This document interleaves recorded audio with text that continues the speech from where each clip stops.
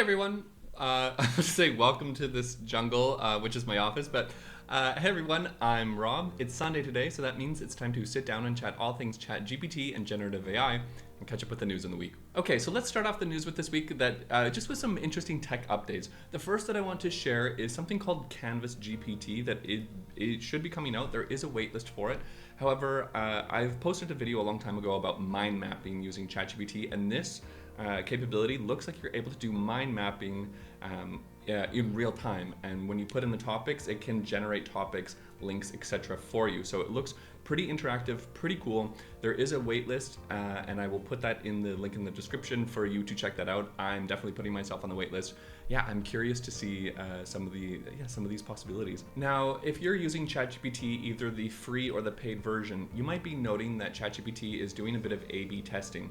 So some Reddit users have been posting that their output has been, which do you like better, A or B? So I'm curious about how OpenAI is using that for training these models to give us better and more precise output. But this is interesting. So if you see this, this is what's happening.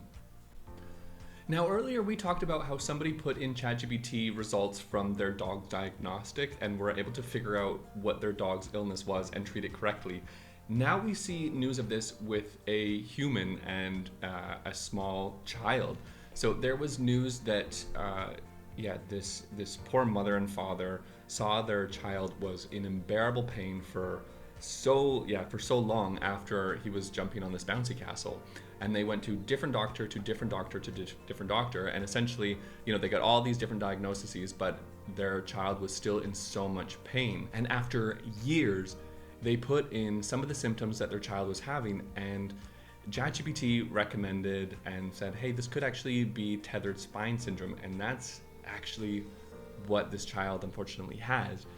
So in essence, it's really cool that the child is able to get proper care. The family is like, oh my gosh, probably at peace so much knowing that, okay, this is what our child has. But I think more importantly, again, I know that a lot of people might use ChatGPT for medical reasons, and like that's a little bit, there's a bit of a gray zone because, you can't necessarily trust everything, and you should trust an actual healthcare provider. But I feel like in terms of AI allowing people and giving them more agency over their medical health, I think this is so interesting. Oh my gosh. Okay, I'm gonna say it like an because it's like exciting.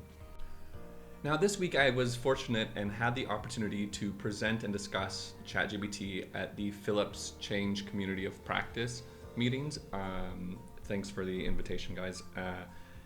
Now, somebody wrote in the comments, what about language and translation when it comes to ChatGPT input and output? If you put in, different words, or if you put in a different language with the same intention, will you get different output?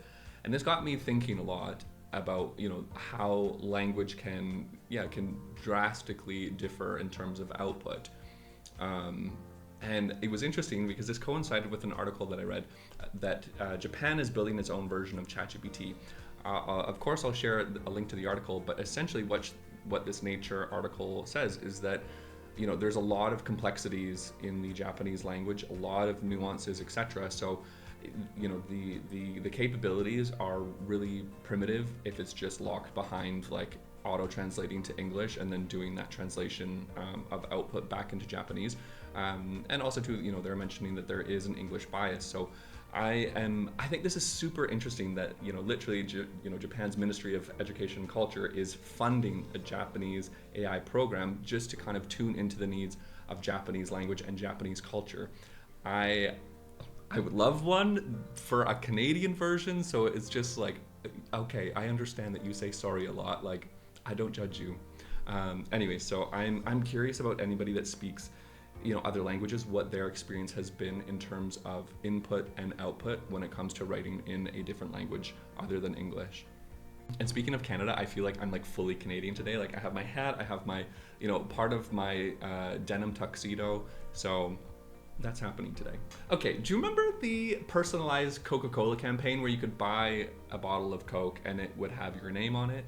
It was great personalized marketing, and Coca Cola is going into this space again of using marketing, and what they are doing is they are releasing AI generated Coca Cola. What this means is that you have these Y3000 Coca Cola flavors that are coming out, and what they did was that they used flavor profiles that people have mentioned, and they used generative AI for the output into how to actually flavor a Coca-Cola. They wanted to get the flavor notes of the future and newness, so I'm curious if that will mean that we'll have a metallic tasting Coke. This next article I find super fascinating because my best friend in Canada is designing and developing one of his own video games. And according to research done by Bain and Company, the big consulting firm, they are predicting that AI will account for half of game development in the next 5 to 10 years. I'm really curious about what this will mean for video games. Of course, I feel like that will give a lot of opportunity for people who don't have coding experience in video games to be able to kind of jump on this with a low code background. I'm curious if we're going to see a lot of like boilerplate games that will kind of look and feel the same. I'm actually worried and wondering about copyright. If there will be a lot of lawsuits that we're going to see because games will use code that will have been copyright.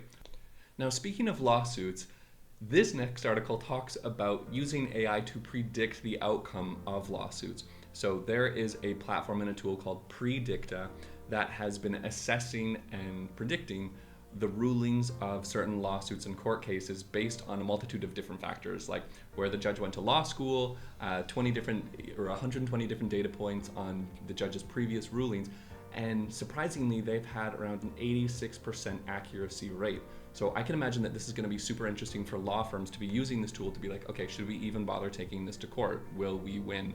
Now, I would feel bad for certain lawsuits that aren't brought to court that would have won. But yeah, I feel like this is a very exciting time in law. If you work for Morgan Stanley, it is likely that soon you will be seeing a Morgan Stanley GPT come to you.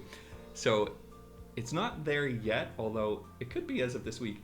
However, Morgan Stanley has been working with OpenAI and ChatGPT to create a Morgan Stanley type of GPT. Basically, what they want to do is streamline financial advice for financial advisors. And one cool thing, oh my gosh, that I'm like, this is amazing, great, of course, we're seeing this. I chatted about this months ago that I think that we're going to see this come down the pipeline, and here it is.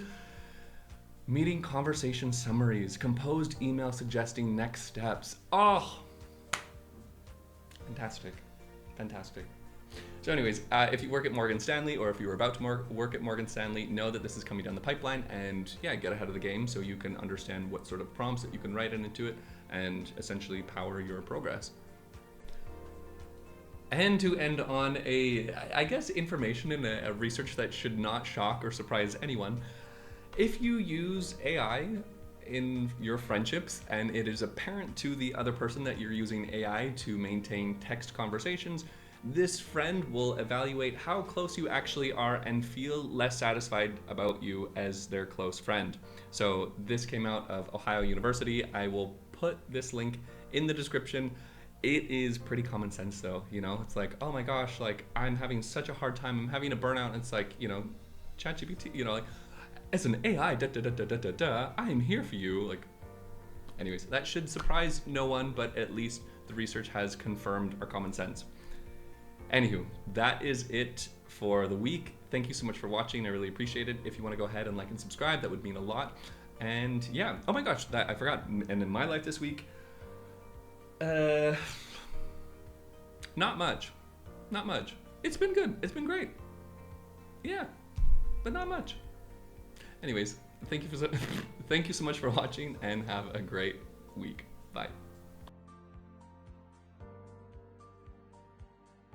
Okay, I feel like when my hair gets like really wild and out of control, this is why I wear the hat, because then when you take it off, it's like, it's coiffed.